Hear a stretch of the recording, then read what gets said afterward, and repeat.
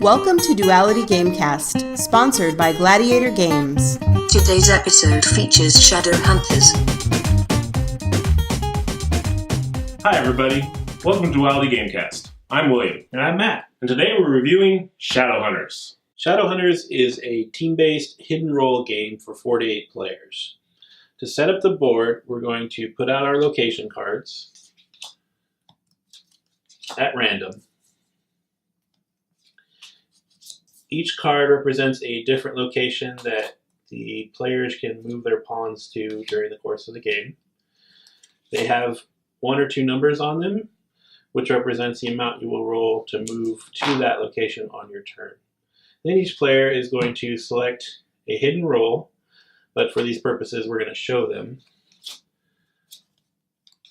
Every role is a character who has an affiliation. They will either be Hunter, the good guys, Shadow, the bad guys, or Neutral.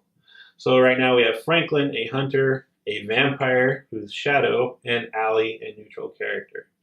They're going to pick colors for their pawns. They'll have 1 for their damage marker and 1 for movement. We'll figure out who goes first.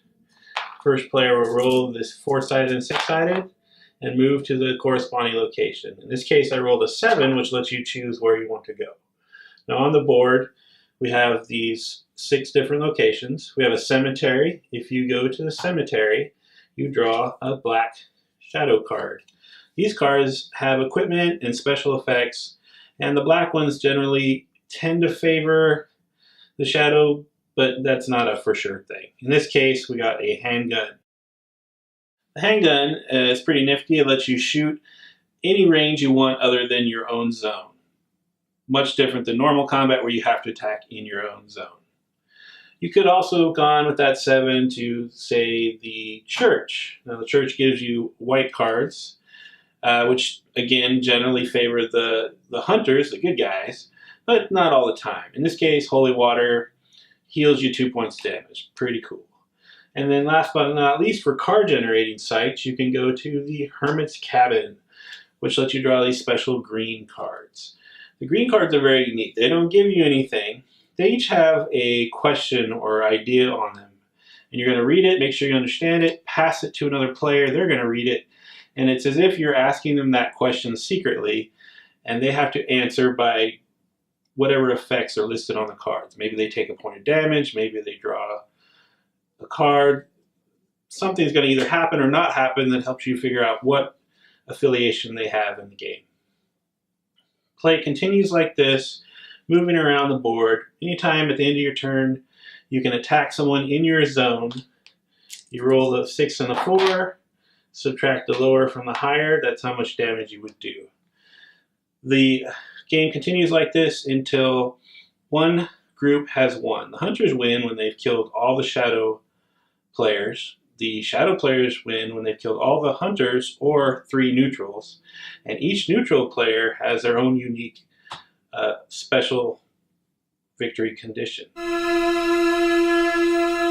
Alright, so Shadowhunters is a team-based hidden role game where your goal is to take out the other teams. Matt, how's it play? Shadowhunters is an interesting mix of random chaos and sneaky hidden roles. Every player has their own character with their own special ability. They either belong to the Hunter faction, the good guys, or the Shadow faction, the bad guys, or they're neutral. The neutral guys each have their own unique win condition. And the Hunter guys want to kill the Shadow, and the Shadow want to kill the Hunter. Of course, the Shadow are evil, so they'll settle for killing three of the neutrals too. And the neutrals have crazy, I think one of them is his goal to win is to be the first to die. Yeah. So they all have really strange abilities. It's got a lot of randomness. You're rolling dice to move around the board. You're rolling dice to attack. You're drawing from decks to get equipment. And the equipment can really kind of stack up and be crazy too. In our demo, we showed you a revolver. Well, there's also like butcher knives. And you can add them together, so you end up with ridiculous, I'm firing my revolver butcher knife at you and stuff like that. And then you also have randomness that's not as pleasant. For instance, there are nominally heal cards in the white deck that actually just adjust your hit point total, which if you drew that card at the wrong time would be really, damaging you. Right. So there is a lot of randomness. It has a cool little life track that I haven't really seen in many other games, where you use a pawn and you move up.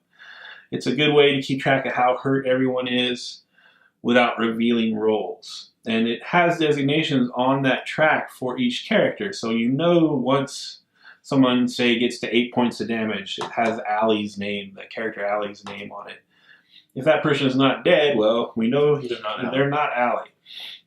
So it has that going for it. I think one of the most unique things about this game, and really early in the plays of this game, I didn't like, but I've really come to appreciate, are the Hermit cards, the green deck of cards, the question-asking cards. So this is how the main way to deduce what side other players are on, right? You get a card. It says something like, I bet you are neutral.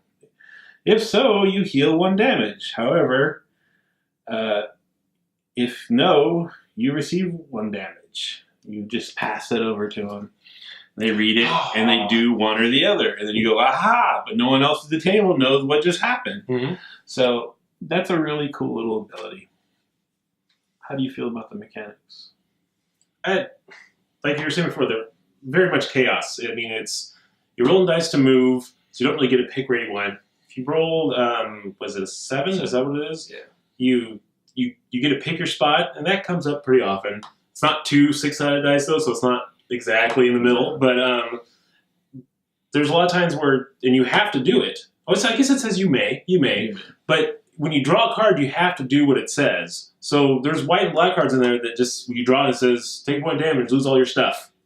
You're like, oh, yay! So it has a little bit of, I feel like, old school board game type feels, where you just draw a card and see what happens, and that's what happened, which can be frustrating, but the whole point of this is it's like a social game more than a game, I guess, for lack of a better term. It doesn't play as well with the low end of the spectrum. It says 4 to 8. You don't want to play it with 4. Well, I don't want to play it with 4. Until it gets up into the 6 or more, it's not as much fun, because a big part of it is that whole figuring out the roles and determining who's on your team. Yeah. And something that caused a hilarious amount of frustration of, I think the second or first game we played, is one of the shadows, their ability is to lie. Yeah.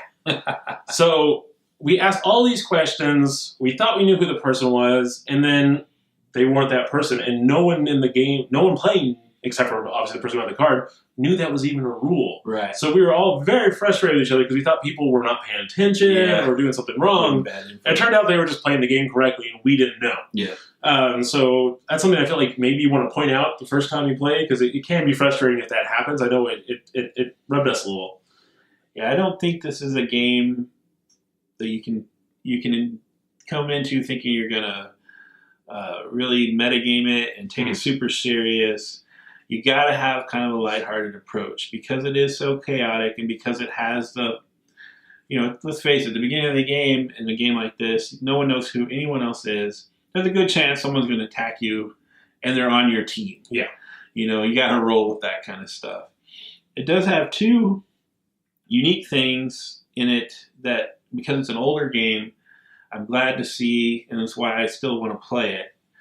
The hidden rolls and kind of asymmetrical abilities. Like, everyone's ability is very different. Mm-hmm. And most of them, except for that liar, you have to flip them to use them. Yes. So you have to be willing to reveal your identity to use your ability. Like the werewolf, I think, when he's hurt, he gets to automatically take a free attack back at somebody. And he's also one of the strongest characters in the game. Or he is the strongest character in the game. Vampire heals when he hits people. Right. And that seems to be a focus. Is they made it so that the shadow characters are very aggressive. As soon as the werewolf gets hit, to fully use the range of his ability, he wants to flip over, which he could just do and retaliate. And the vampire, as soon as he gets hit, wants to start healing, so he's going to flip over and start doing that. So it's kind of like once you poke the monster comes out and starts tearing stuff up. Yeah. But at the same time, there's neutral characters in there that can kind of trick the victories or steal stuff and have their own kind of agendas. So even though it's very light versus dark kind of sided, the neutral players, you have to keep an eye on them because they might be able to win the victory just straight out or something before you even get your team to do it. So it's kind of interesting that there's a little bit of that. Yeah, it does kind of like you said, it had some old school stuff in it. One other old school thing in it that not going to work for a lot of people is player elimination. Yeah. It is possible for you to just get destroyed and be sitting there and watching everyone else play this game. And you don't see that a lot anymore in games. Yeah. So, maybe people newer to the hobby are going to not necessarily react very well to that. It's a little harsh. It's a little harsh. Fortunately, it's not usually a super long game. Usually by the time characters start dying, the speed of the game is picking up. But that is something to be aware of. Absolutely. What do you think about the art and component quality? The art is fine. It's kind of anime-ish looking, all the art on it. It's I think this was originally a Japanese game that they brought over, and it shows in the wording of things. I know that was, and I know we're talking about art, but that was one of the big things with all the Hermit cards, is they're worded just a little funny. Yeah, there's some English there. And so you have to read them. Usually you read it, you pass it, the person reads it, they do something, you're like, okay, give me that card back, you read it again, you're like, okay, so then you did that, so that means, let me read this 3 times, all right, we're good, I know what's going on. Yeah, so, you give points of damage, for instead of doing damage. Yeah, dealing damage or taking damage, yeah. The hit point tracker board is interesting. I haven't seen another game with that, and it has a cool thing of where you can kind of see everyone's standings at the same time. Because of how the names are listed, you can see what people are not when they start taking a lot of damage. However, because the hit tracker and the position thing is on the same board, I have seen a few times where someone not thinking that says like roll. If you roll 10, you go to move, they grab their hit point tracker because it's right next to it and move it, and all of a sudden, like two turns later, all of a sudden everybody's like, wait a minute, how come you're on there twice? What's going on? And it can be a little funny. Yeah. Each character, you get these little boards which match the tile they go with. This is my issue with games, is that if I'm the shadow player and I'm on a white board, my brain isn't processing it. I want to grab the black piece even though someone else is black. So that's maybe my issue, but it's something that's come up for me. Overall, though, I mean, it's easy to see everything. Everything's distinct. The cards are all very distinctly colored. Yeah. I have no complaints at all in the art. It's small in the cards. I think they could have maybe used more space on it. Like the butcher's knife is, which you can't see because it's really small, but it's an orange circle with a big butcher's knife in it. There's no backgrounds or anything. It's just a floating knife as a picture. Kind of video gamey almost in that way. But completely serviceable. I don't think it really detracts from it. I don't think it adds a whole lot to it, though. Yeah, I don't know if the theme really comes out in this game a lot. Yeah, I mean, the team aspect of it does. The team does, yeah. But do you feel like a vampire stalking around or a hero fighting evil monsters? Well, no, I think it's because of the random movement. You don't ever feel like you're being tricky or stalking or anything like that. It's just, oh, hey, look, I got next to people and I have a Tommy gun and just going to attack everybody in my area. Yeah. This is a super convenient turn for me. I'm going to make that roll. And then you might have 2 turns in a row where you're next to your partner and you're just like, well, I guess we're just high-fiving this time and drawing a couple cards. But it's enjoyable. It's one of those, it doesn't have the, like, wait, is he it? But like Werewolf has, I feel. Werewolf is all about trying to figure out that werewolf and lynch him.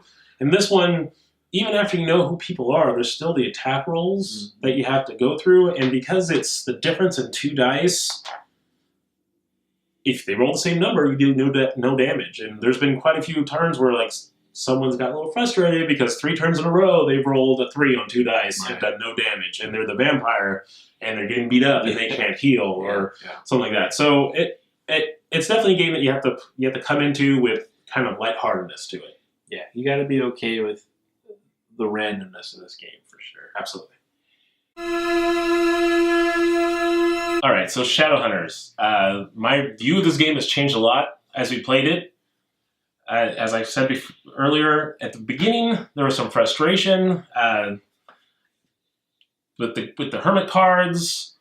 They're worded a little funny. There was that, I think it's called the unknowing or something like that. They can lie. It caused a lot of problems with what I thought was the core aspect of the game, which was trying to figure out who was what, and we were very frustrated, I think, the first 2 to 3 times we played it, to the point where we didn't want to play it anymore.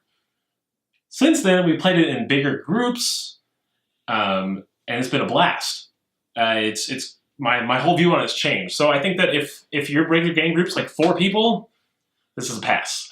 I think if you regularly get bigger groups of people together, and they're kind of like a happy-go-lucky type of crowd, I think this could be, I love it. I mean, there's other hidden role games that maybe do the hidden role aspect a little better, but I don't think there's as many that have kind of this like fun, just roll and move type attitude about it, that at the same time has the kind of forming teams on the fly and kind of jabbing your partner. So I'm going to go with, for right now, how I feel about it, I love it. Shadowhunters. Did not like this game when I first played it. I think we played with a smaller group. I think we were diving in and not understanding how it all worked. Just had a bad taste in my mouth. And for a long time, when people suggested, I would kind of go, I don't know. Then we started playing it with bigger groups, and we got a feeling for how the hermit cards, the question cards work, and a better idea of the dynamics and the different roles and their abilities. And we learned to loosen up and love the randomness. So this game went from a pass for me to now, as long as I have a big group around, it's a love it for sure. Check it out and just have fun with it. Hey guys, thanks for watching this Battle Royale episode. If you'd like to subscribe, click on me, and thanks to all these people for helping us out. Welcome to DuelalityGamecast. I'm Matt. You're not Matt.